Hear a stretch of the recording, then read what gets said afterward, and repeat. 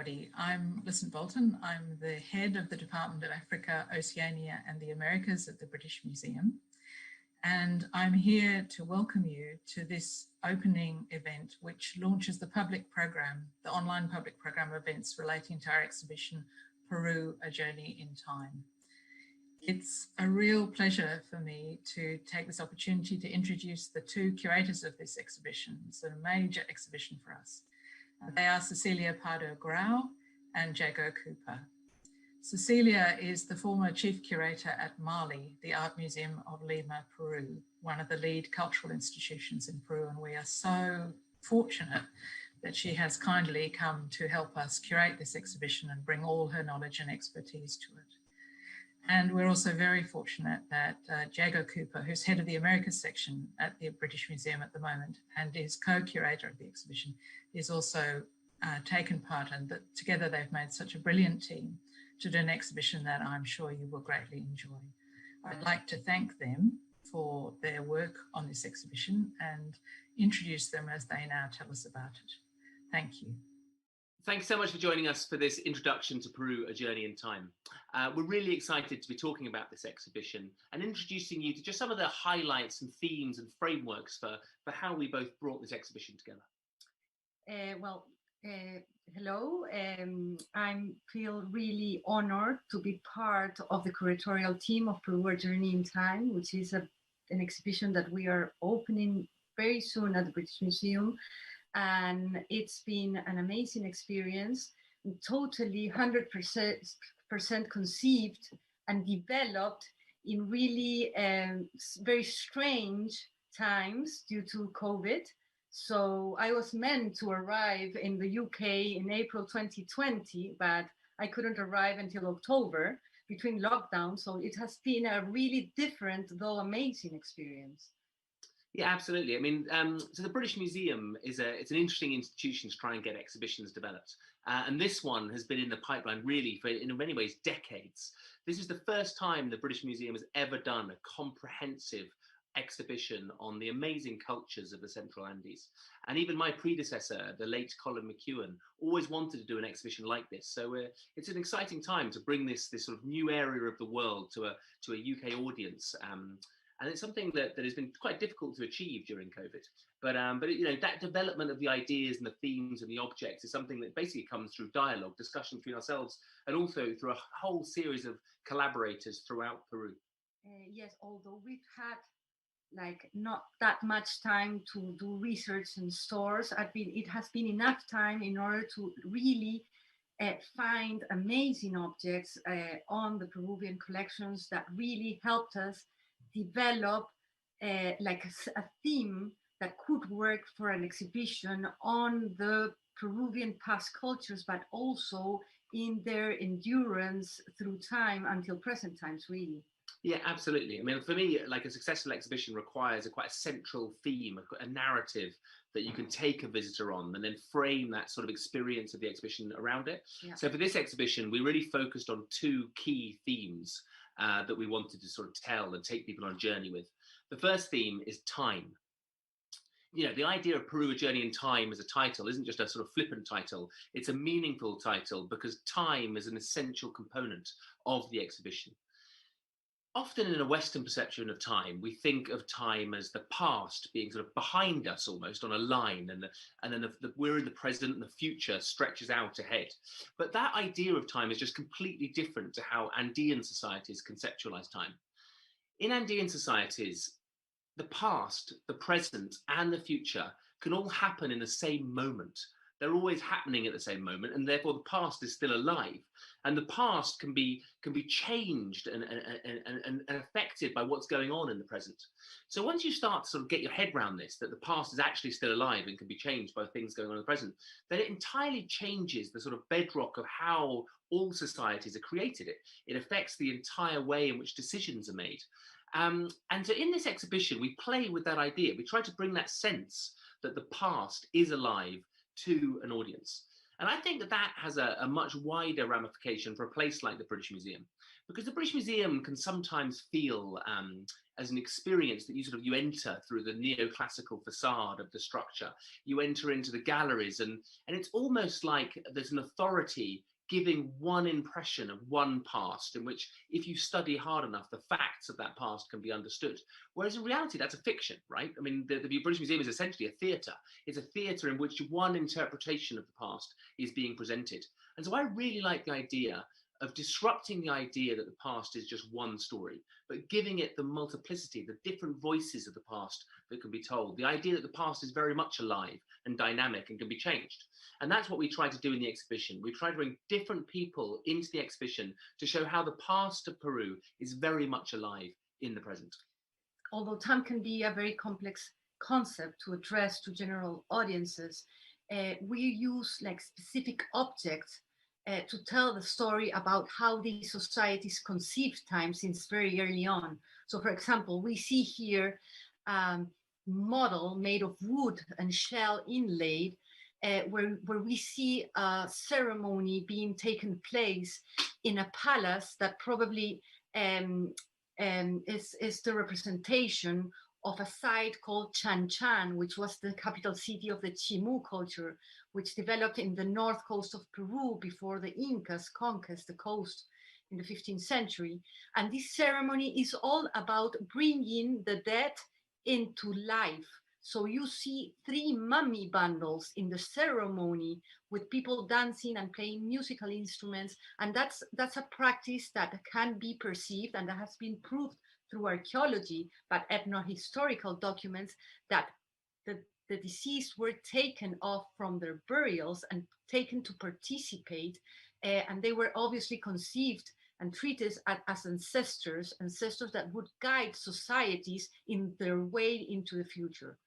But also in the exhibition, we have these time portals when case studies using certain objects that have more than 1,000 years old.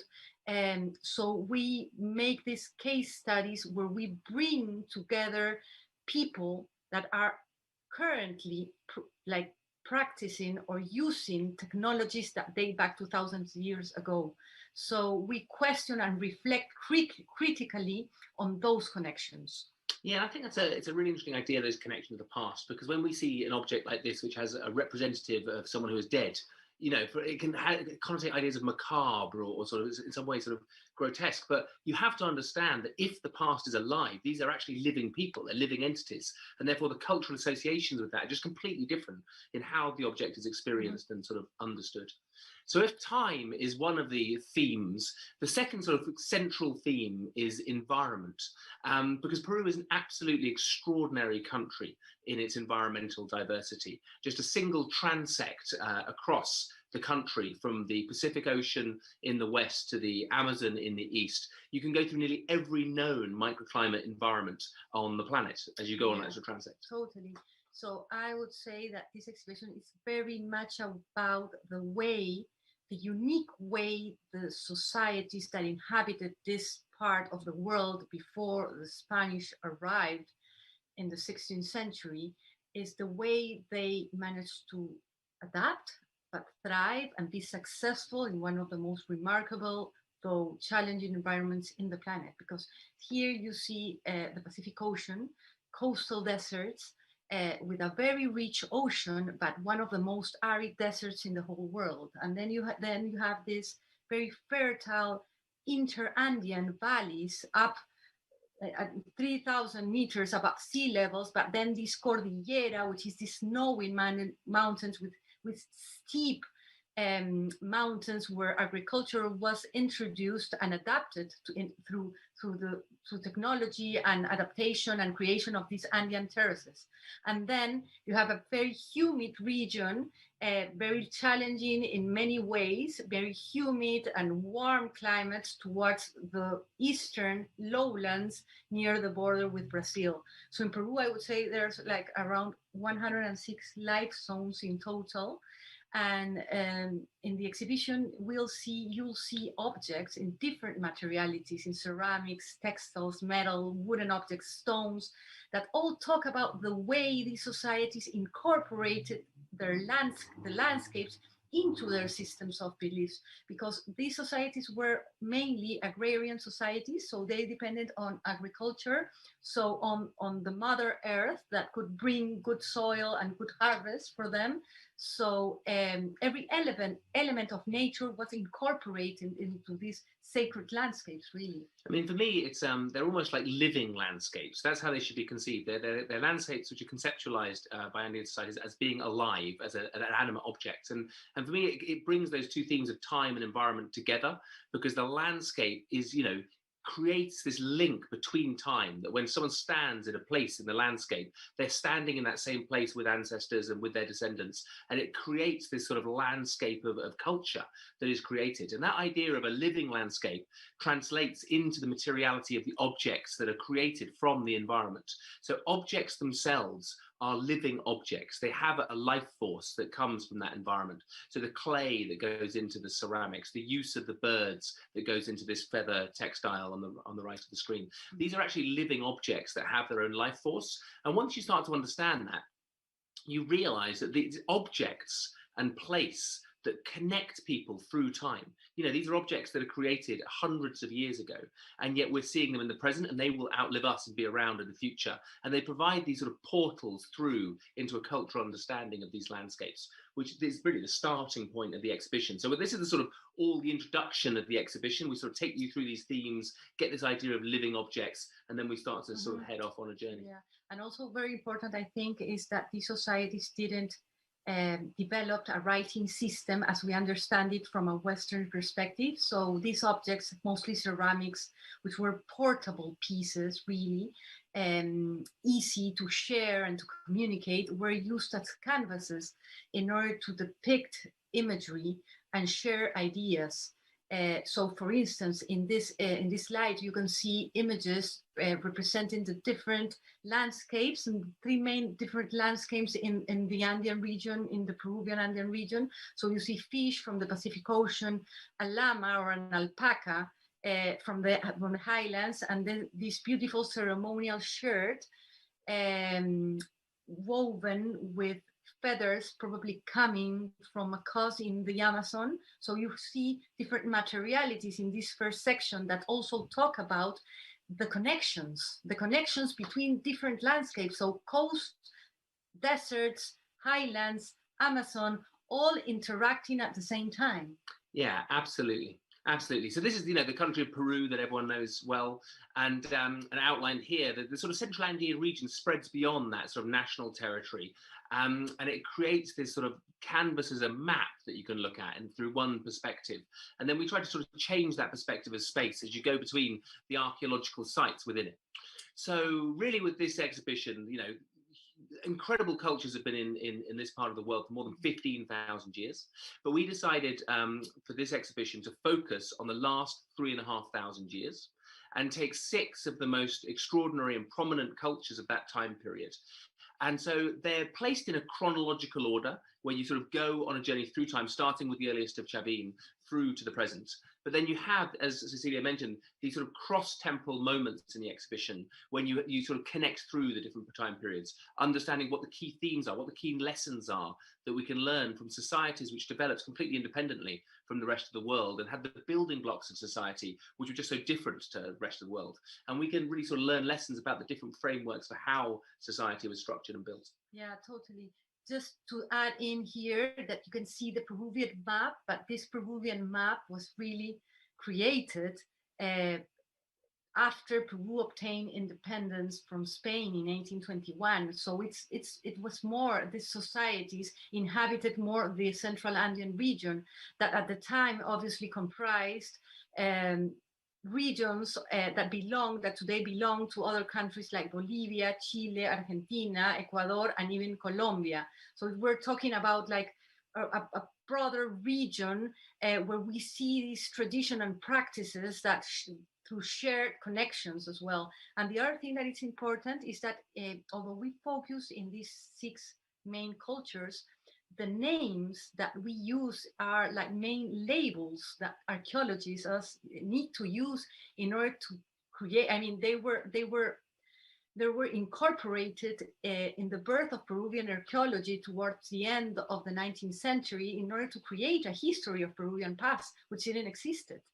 That didn't exist. So these names are just labels, are mainly taken from places.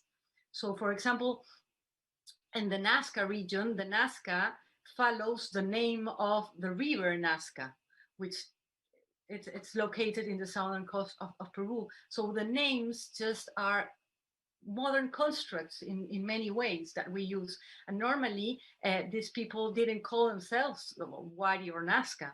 We just don't know how they call themselves. I think that's a really important point to say with the exhibition, actually, is that, like, you know, we often think of ourselves as being sort of experts in our areas, but in reality, so much about the archaeology of this region is still only now beginning to become understood. And I feel like sometimes you can feel like a fraud when you sort of act as if the knowledge and we know what happened. I mean, essentially, only a very small fraction of any of these sites has been properly excavated, and many sites remain completely unexcavated from the past. Yeah. So much of the narratives are sort of different, the best interpretation, the best ideas that we can come up with for our interpretation of things. But I quite like that idea that anyone has, you know, sort of the right and the ability to read and study reports and then make their own minds up about those interpretations and the validity of them. But anyway, thinking about these are sort of 6 main cultures that we're looking at. And so the sense of journey is formed as you sort of go between these landscapes, between these 6 cultures. And this is just a short video of part of the Capacnan, which is the incredible ancient road system that was created over millennia throughout the Central Andes. And it was over 40,000 kilometers in length, crisscrossing all of these landscapes. You know, 40,000 kilometers, that's more than the circumference of the planet, in road systems covering over the highest mountains, across the deserts, across ravines. And this road system today is still in use. This is a connected landscape that brings people together. And the first sort of journey we go to, the first site of Chavin, you arrive on one of those road systems. You come over the pass over the one of the lowest areas you can cross over the Andes. You come over that pass and you walk down out of the mountains on the ancient road system, and you come to the incredible site of Chavin de Huantar. It's located at the confluence of 2 rivers coming out of the mountains. You go down and then there's this site of sort of like pyramid and plaza structures, and then around it are a series of underground tunnels. And if you go down into these sort of tunnels, and the sound of the water is rushing around, coming under, and this lanson, the stone stela, is under in those sort of tunnels, and you see it is covered in this beautiful iconography, which reflects the different connected landscapes. You have sort of feline features in the mouth and the hands representing the Amazon. You have sort of claws of these birds of the Andes and representations of marine life. And people often talk about Chavin as being one of the first places in which the connected iconographies of the landscape of the Andes comes together for the first time. Totally. So I think Chavin is strategically located between the coast and the Amazon. And as Jago says, it has been studied for centuries, really, to try to understand, because for many years it was thought that it was like the cradle of civilization, of the cradle of ancient culture, of the ancient Andean culture. And what the result is that Chavin functioned like a pilgrimage center, where people across the whole Andean region came in order to ask questions to this oracle that's symbolized by the monolith that you just saw on the other slide, called the Lanzón. And how do we know that? Because in the underground channels that Diego just described, offerings of ceramics, vessels, and shells coming from all across the Andean region have been found. So in the stone walls of Chavin, we see this remarkable imagery, iconography of hybrid beings adopting elements, as Diego also said, from felines, snakes, and birds coming from different parts of the Andes. And it's said to be the transformation of the human being to shaman or to ancestors through the consumption of hallucinogenic substances in order to understand and create solutions for the world. So the importance of Chavin is that in a very short span of time, we see that iconography in a huge region all across the Andes. So for example, in these remarkable golden earrings from Kunturhuasi. So this is an elite burial found more than 300 kilometers north of Chavin in a place called Kunturhuasi in Cajamarca, where these amazing elite burials were found.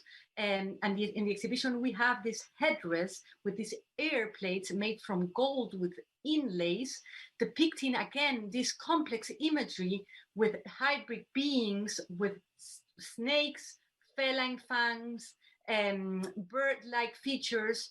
And this iconography and this Andean pantheon symbolized by the bird, the snake and the feline will be a common thread and repetitive topic across the exhibition, because it crosses and cross-cuts time in many ways. Yeah, I love these ear plates. They're absolutely beautiful. And what's incredible is their size. They're huge. So they look quite small here on the screen. But actually, if you look at that photograph of where they were found in the excavation, they're almost sort of like half a foot long. And they're just like these beautifully created objects. Mm-hmm. And that's another thing, you know, that a lot of the objects in this in the exhibition are coming out of quite recent excavations. They're quite recently discovered objects that are sort of starting to tell new stories, starting to reveal new information about the past. And these ones here really do symbolize that idea of a connected iconography mm-hmm. through time that then sort of starts to permeate Andean societies. And right. I think also it's worth saying that there's this connection here with environment, because the use of sort of animal representation, of plant representation is a way of showing that living environment and the ability of humans to sort of live with it. There's an underlying principle of reciprocity between human culture and that living landscape, that living environment. And therefore the iconography of nature represented in this material culture is a representation of that ability to live in balance with that environment. And that's a really nice theme to think through. Yeah. So that's the first stop in the journey in time. The second one, we go into the desert, one of the most arid deserts in the world, where the Paracas and Nasca lived. And what I find most remarkable about them is that they managed to thrive in these very, very like hostile environments, but they managed to find water. The water just ran below the ground, some meters below the ground. So they managed to create these puquios or wells to take the water into the ground and create fertile valleys that they lived in. But what is most remarkable about the Nasca is that these massive drawings, not only naturalistic drawings, but also lines across more than 500 square kilometers, but that it has been studied for many years. There were like a mystery for a lot of scholars. But current research have proved that actually they were conceived as sacred landscape that were used. So evidence of human paths, traces of offerings, of mounds where offerings were taken and placed. So apparently this was quite a lively space where music was performed and a lot of ceremonies were done by the Nasca, especially always focused in trying to find fertility and water for these societies. Yeah, what I like about the Nasca lines of Nasca culture and recent excavations in the region is that you get this sort of relationship between the scale of landscape and the actual material culture itself.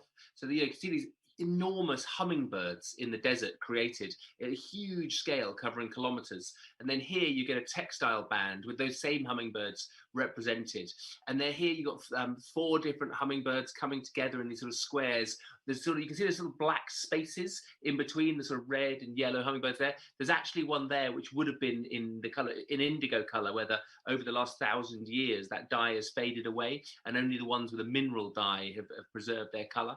But this idea of these hummingbirds, which represent a really key aspect of fertility. So we often use bees, as our key pollinator for plants and in this country, whereas hummingbirds are a major pollinator for plants in this part of the world. So that idea of that fertility is coming through in that hummingbird symbology.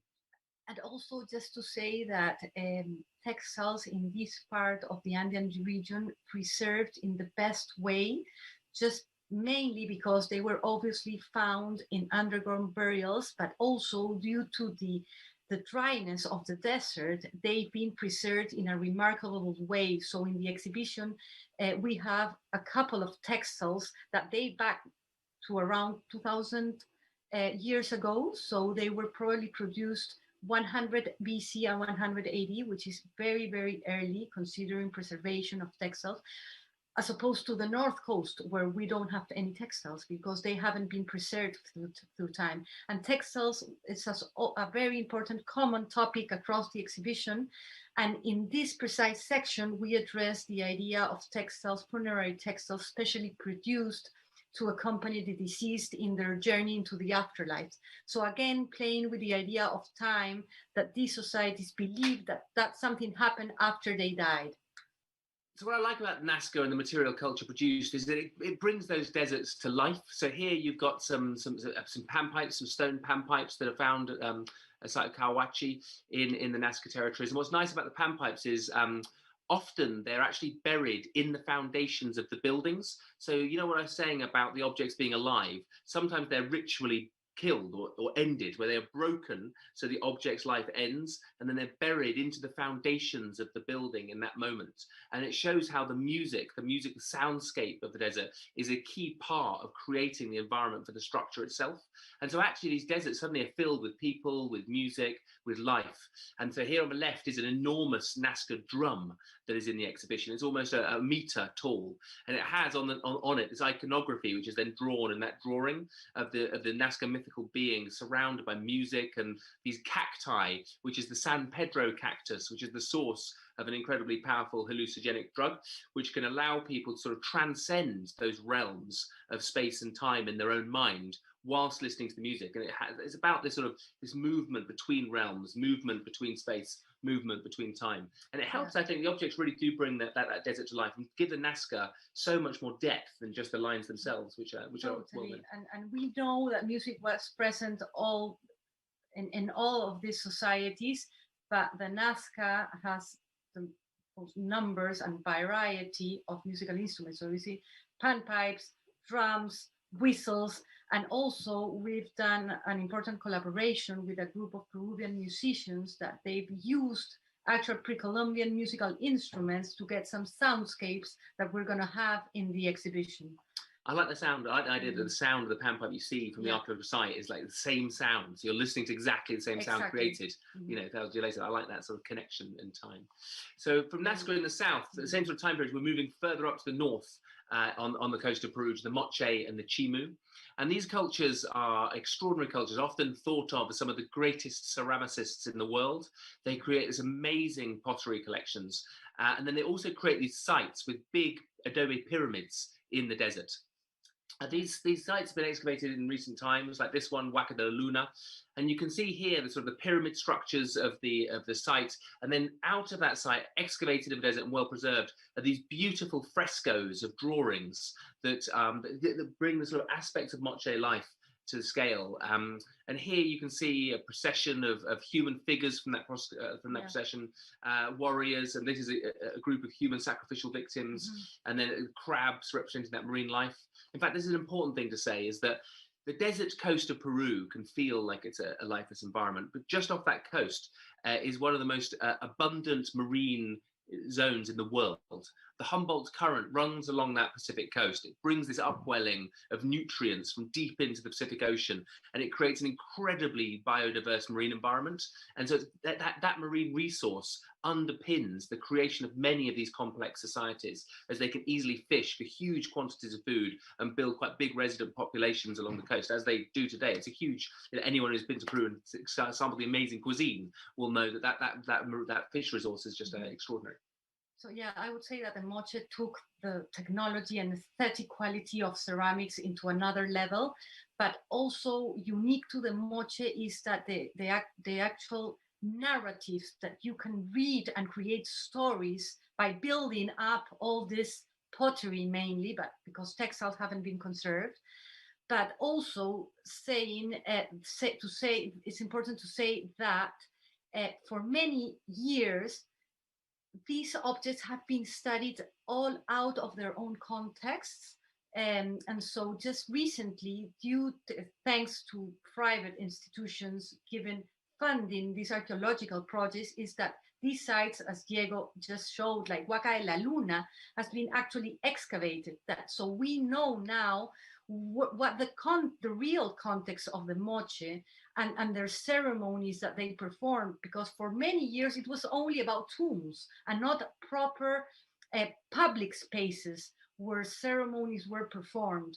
And one of the main narratives and stories is that we're saying in telling about the Moche is the ritual battles and eventual sacrifice of victims, because the Moche was not like a military society that fought against other societies that conquered territories. It was more like a ritual and symbolic confrontations, just as part of their system of beliefs, to bring the blood and offer it to the gods as part of creating balance of the world. So yeah, I mean, these objects are fantastic. These are two wooden objects, figurines, that are almost a rediscovery that Cecilia and I are working on from the collections of the British Museum. These objects were found by a British guano mining company, which went out to the islands off the coast of Peru to mine for guano, or like fertilizer, bat dung. And then they created these excavations. They found these wooden objects well preserved in the guano layers, brought them back, and then they ended up in the British Museum stores. And these are sort of human sacrificial victims represented here. Yeah. And for me, this is a key thing to talk about. And that often human sacrifice is associated with brutality or some sort of grotesque action of human culture. How can humans be sacrificed? It's seen as a grotesque thing. But that really does just requires a cultural shift of mindset. So at exactly this time in Europe, you would have warfare carried out by battles, people riding at each other on horses with rusty bits of metal and hacking into each other, and then hundreds of people dying of sepsis and blood loss on a battlefield, and that was considered chivalry and great knightly activity. Whereas for the Moche, that would have been abhorrent. This loss of life without any sense of purpose, or and wastefulness would have been an abhorrent cultural thing. Whereas human sacrifice in Moche society is in a way showing the value of life, the value placed on life. Yes, people were taken from subjugated communities, and they were taken out, and they would have been publicly killed. And they would be publicly killed to record the social memory of that victory, the social memory of the obligation that the losers would have to pay to the victors. But it was just an act that can be looked at as killing, or almost as warfare, that in a different context.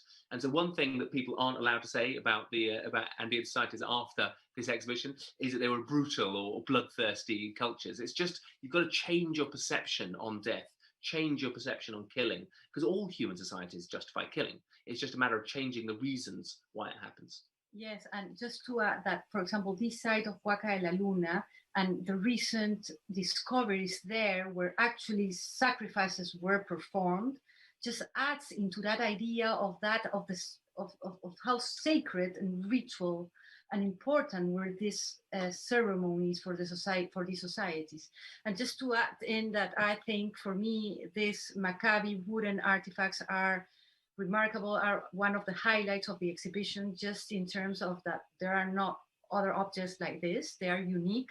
As I was saying before, the Moche territory in the North Coast is very humid, so and a lot of El Niño events have influence into not the no preservation of objects. So, but these objects made from wood were like protected by the guano layers, so they really add into the stories that the Moche tell us about the way they thought and they lived, and they play beautifully with objects depicting deities taking the prisoners in boats from the mainland into the islands where the sacrifices were performed. performed. The only thing is that no archaeological excavations have been taken place in these islands yet. So I love this vessel, which is one of the, is an early Moche ceramic vessel, showing someone paddling out on a reed boat out across the coast. And these reed boats are still in use across the coastal Peru today, right in this area. This is one of our collaborators, Victor Juamanchumo, who we had a chat with and did some video work on to sort of get his perspective on how, what the Moche and the Chimu culture sort of meant to him, and how, what he thought about the past, and how the connections with the past were alive. And he talked, he's a fisherman and a third generation fisherman, and he is here building one of those reed tortora reed boats that he uses every day for going out and fishing.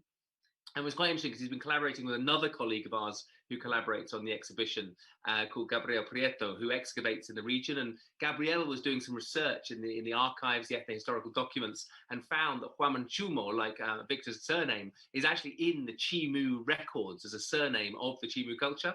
And then he went to Victor and started talking about that, and that formed this sort of this connection, this dialogue about the past. And it shows you that it's just so many different ways that past comes alive through the materiality, through the actions, through the sort of the quotidian ways of life in the exhibition. I think there's no doubt that there have been many transformations and adaptations, especially when the Spanish arrived in the New World in the mid-16th century. A lot of changes, a lot of a new way of life.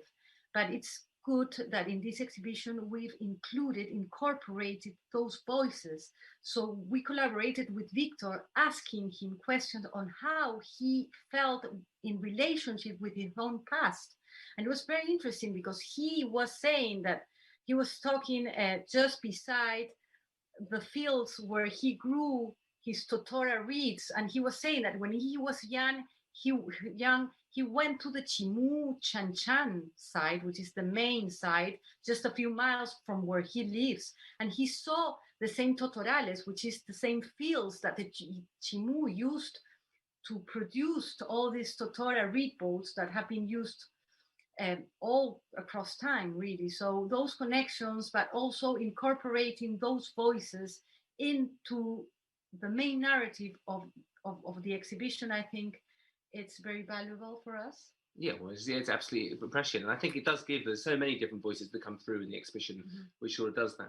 So then we move away from the coast and we go back up into the highlands. We move a little bit later in time up to the sort of Wari, 600 to 900 AD, and then up towards the Inca. And these are up sort of like the empires in the sky is the grandiose title for this section. And this is the site of Sacsayhuamán with these huge buttress fortress walls. Those walls are like 4 or 5 meters high, huge stones which are used of immense weight. And then in the background of that photograph, you can see the modern day city of Cusco. And these cultures, we start to think about the highlands and some of the technological ingenuities and engineering skills used by highland societies. You know, the UK public may not have had access to huge amounts of information about the ancient Andes. You know, they might have heard of the Inca, but the Inca are only around for like 150 years, a tiny fraction of time. And in reality, the Wari culture that precedes them is one of the most remarkable cultures because the Inca built on many of the innovations of the Wari to have the successes that they did. So we talk a little bit about the Wari society, about their incredible ability to manage the water coming down out of the snowmelt of the Andes, manage these great irrigation systems across the contours of these incredibly steep mountains. We talk about agriculture and the ability for Andean societies to always have the highest populated areas in the world. They have the highest altitude resident populations in the world because of that ingenuity and adaptation to the microclimate environments. And so here you get this sort of sense here of some of the Wari material culture. Yeah. So there's ongoing research at the moment today in many universities in Peru, in the States and in Europe on how the Incas were developed really. Whereas it was out of the Wari, out of the cultures like Liquilque and Lucre that were around Cusco. And so we know that they built up on past knowledge, a lot from Wari, especially the way they understood the planning of cities, but also on technology. So here we can see this officer or priest wearing a very fine tapestry painted but obviously is the representation of a fine tapestry, a technique that was inherited by the Incas. And he's wearing these four-pointed hats, what we can see as objects made of a fine technique similar to velour. These objects belong to the British Museum. So yes, the Incas built up on past knowledge, but also in creating and developing their own identity. And I think, in my opinion, one of the main reasons why they could expand at such across a vast territory in such a short span of time is because of the use of Kipu, this device made up of cords and knots, which was also inherited by the Wari. So in the exhibition, we'll see a Wari Kipu and then an Inca Kipu. What the Inca did is they introduced a decimal precision system. So they created one knot that would represent one number from 1 to 9, and then another knot representing 10, another knot representing hundreds, and another knot representing thousands. So this way they could account for numbers in terms of population, crops, the number of people that they sent to build a bridge in another region. And also these quipus might have also registered non-numerical information, like narrative information, like poems, songs, and stories, basically. Yeah, I love the Kipu, these sort of mnemonic ways of recording, this way of sort of repeating information, having little triggers to record information. And what I like about the Kipu is it sort of makes me think about how is it that societies choose what information is so valuable that it has to be passed between people and kept, and then also passed between generations. I feel like now we live in a world where we have so much information, so much knowledge, so much access to information. How do we create an actual sort of validation? How do we choose what is important enough to pass on? How do we choose what is important and really meaningful? And I think that what's nice is that in looking at other cultures, you see how they choose, they make the choices of what create the values of a society that really then reveal what their choices have been about what is important and how that information is encoded.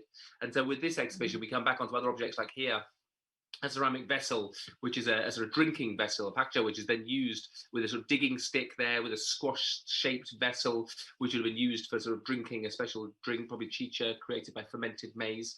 And then here on the left, you have the site of Morai, which is an incredible series of terraces in a conical shape that allowed the Inca to test out different microclimate environments and different crops at altitude. And so here you're seeing that the valuable information being recorded in Inca culture in this context is about the knowledge of environments, the knowledge of sort of agriculture and agricultural techniques. So, so another one of our sort of collaborators here is Manuel Choque.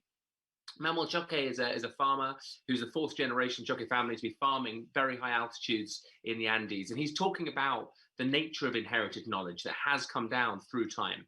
And this is some of the huge numbers of varieties of different potato being grown and the ways in which that knowledge that links to the microclimates of the environment is tied down through time between generations.